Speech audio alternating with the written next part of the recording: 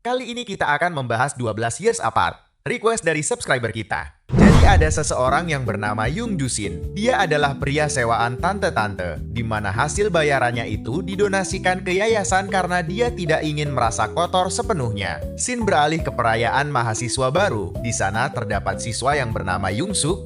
Dia digilai banyak wanita. Dan hadir juga Shahan, cewek orang kaya yang modis banget. Bukan hanya orang kaya, di sana juga terdapat penerima beasiswa yang bernama Sunwoo. Shahan yang geram karena semua mata teralihkan ke Sunwoo, tapi Sunwoo hanya tersenyum polos di hadapan orang-orang. Tapi di suatu tempat ada trio bejat yang merencanakan akan prikitiwin cewek polos bernama Sunwoo itu. Bener saja aksinya dibuka dengan menumpahkan air ke pakaian Sunwoo, sehingga Sunwoo menggantikan bajunya yang membuat trio bejat makin gak kuat lagi. Karena malam telah larut, Yung Suk dan Shahan memulai aksi heroiknya di ruangan sepi. Di sisi lain, Sunwoo tetap dipaksa untuk mengikuti mereka ke sebuah motel. Beruntung ada Yung Jusin yang menolong Sunwoo dan memberikan sejumlah uang kepada trio bejat. Sunwoo menjadi berterima kasih karena telah menolongnya. Ternyata si trio bejat maka duitnya buat ke tempat pijat orang dewasa. Dan pas mau bayar duitnya gak cukup, karena mereka sudah keluar 2 kali. Pagi harinya Shahan mendekati Sunwoo dan menghina pakaian kumuh si Sunwoo. Beruntung ada Yung Suk yang datang dan membawa pacarnya, yaitu Shahan, ke perpustakaan. Ternyata di belakang ada Minji yang datang menemui Sunwoo untuk segera mengerjakan makalahnya dan berjanji akan membayarnya setelah itu. Sunwoo berkata dia memerlukan buku untuk hal itu. Minji langsung tancap gas ke perpus, tapi pas sudah nyampe ternyata pintu perpus kayak ada yang nahan. Abis itu keluar dah itu si Yung Suk dengan muka yang panik karena Shahan masih ngumpet di dalam. Minji yang mendapatkan bukunya dan beruntung Minji tidak tahu tadi ada Shahan.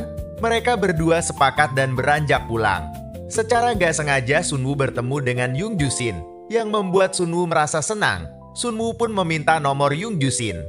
Karena bawel, Yung Jusin ngasih dah itu nomornya dan buru-buru kabur karena sudah ada pelanggan menunggunya. Ketika sudah sampai ternyata pelanggan itu sedang memakai baju tradisional. Namun ketika memulai pekerjaannya, Yung Jusin tiba-tiba banget ngebayangin Sunwoo. Untung si tante minta langsung udahan dan membayar Yung Jusin. Keesokan paginya, Sunwoo diajakin ketemuan sama Yung Jusin dan mereka pun makan berdua. Tapi Yung Jusin berpikir bahwa pakaian Sunwoo sangat kuno. Akhirnya Yung Jusin mengajak Sunwoo belanja ke tempat mewah. Dan secara gak sengaja di situ ada Shahan. Langsung dah itu si Shahan tanya, "Itu siapa?" Dan Sunwoo berkata itu adalah kenalan barunya. Abis itu Shahan langsung pergi. Dan Yung Jusin nyariin Sunwoo baju tapi pas dilihat harganya 1000 won. Si Sunwoo jadi gak enak sama Yung Jusin. Abis itu mereka main ke klub yang isinya orang gokil semua. Tapi Sunwoo gak suka dan minta mau pulang. Akhirnya Yung Jusin mengiyakan dan Sunwoo sangat meminta maaf sama Yung Jusin karena dia gak bisa main di klub. Pagi hari pun tiba, si Sunwoo terlihat sangat lelah, tapi juga kepikiran sama Yung Jusin. Akhirnya di tempat kuliah Sunwoo ngajak Shahan minum kopi sambil ngobrol. Ketika Shahan memilih kopi kesukaannya, Sunwoo kaget sama harganya. Pas ngecek dompetnya malah bikin tambah ngenes. Ya akhirnya Shahan lagi aja yang ngebayarin. Shahan nanya kenapa tiba-tiba Sunwoo mau ngobrol. Sunwoo pun jujur ternyata dia menyukai pria yang baru ia kenal itu. Abis itu Shahan yang kasih Sunwoo udah pernah diapa-apain karena cowok itu baik banget ke Sunwoo. Sunwoo langsung ngomong mereka tuh gak pernah ngelakuin hal kayak gitu. Pulang dah tuh si Shahan. Dan langsung gibah sama Yung Suk kalau Sunwoo ceweknya polos banget. Tiba-tiba banget Yung Suk ngasih minuman kaleng. Gak tahu kenapa si Shahan langsung tepar abis meminum itu. Dan yang membagongkan ada trio bejat yang datang. Dan ternyata mereka langsung buat video pakai tubuh si Shahan dan diupload sendiri oleh Yung Suk ke dalam situs populer di internet. Di tempat lainnya, Yung Jusin lagi ngobrol sama bosnya kalau dia ingin berhenti jadi pria panggilan. Karena dia sepertinya sedang menyukai seseorang dan ingin mempunyai hubungan yang baik dengannya. Bosnya berkata kalau dia udah terlanjur jadi manusia kotor dan jangan berharap lebih.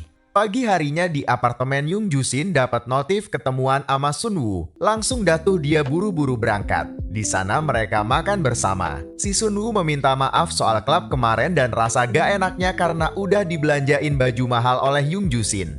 Gak berselang lama, HP Yung Jusin dapat notif panggilan dengan harga 3 kali lipat dari biasanya. Awalnya Yung Jusin ragu. Tapi karena dia bertekad fokus ke Sunwoo dan meninggalkan dunia hitam itu, dia pun menolak. Lanjut dah tuh mereka mampir ke apartemen Young Jushin dan mereka mau nyatain perasaannya satu sama lain. Tapi HP Young Jushin berdering lagi. Yang ternyata seluruh uang Young Jushin dibawa kabur sama temannya. Dia langsung bergegas meninggalkan Sunwoo. Bener aja pas udah nyampe tempat kerjanya yang dulu, teman Young Jushin beserta barang-barangnya telah menghilang. Abis itu ada mantan bosnya datang. Setelah itu bosnya menenangkan Young Jushin. Adegan pun berpindah ke Sunwoo yang lagi ngobrol sama yayasan yang membiayai hidupnya itu. Dan kepala yayasan itu berkata bahwa donasi terbesar untuk Sunwoo adalah pria yang sekarang sedang dekat dengannya, yaitu Young Jushin. Dari semenjak ayahnya meninggal, ternyata Young Jushin lah donatur hidup Sunwoo selama ini. Setelah obrolan selesai, Sunwoo diajakin main ke rumahnya si Shahan. Shahan curhat kalau video dirinya ada di situs terlarang di internet dan mengira bahwa Young Suk lah dalang di balik semua ini. Udah gitu, kepala yayasan juga menelpon Young Jushin untuk bertemu dan berkata wanita yang lagi dekat dengannya adalah penerima sumbangan uang dari donasi si Young Jushin selama ini. Young Jushin jadi merasa gak enak karena uang sumbangan itu adalah uang dari hasil kerja yang sangat kotor. Pas Young Jushin mau pulang, ternyata Sunwoo udah nunggu di apartemennya. Mereka berdua menangis dan saling menyatakan perasaannya masing-masing. Si Sunwoo juga ngomong terima kasih atas semua pemberiannya selama ini. Dan Young Jushin berkata bahwa ia ingin pergi lagi dan ngobrol sama mantan bosnya sebentar. Akan tetapi pas aja baru nyampe, mantan bosnya lagi ngobrolin uangnya si Young Jushin. Karena sebenarnya yang mengambil uang Young Jushin adalah bosnya sendiri.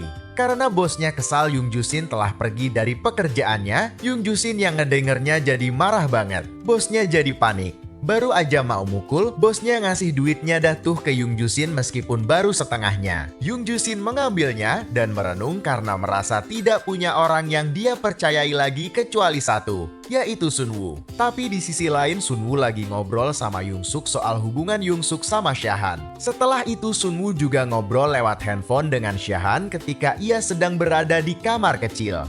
Tapi di saat Sunwoo berada di kamar kecil, Young Suk menaruh bubuk tidur ke dalam minuman Sunwoo. Dan di luar pun juga ada trio bejat. Beruntung Shahan juga ada di luar dan langsung menghubungi Young Jushin. Karena Shahan tidak ingin nasib Sunwoo seperti dirinya, Young Jushin gak pakai lama langsung meminta alamat dan buru-buru OTW ke situ. Bener aja pas lagi minum si Sunwoo langsung tergeletak dan mau diapa-apain. Young Jushin yang buru-buru ke lokasi datang. Dan untungnya datang tepat waktu.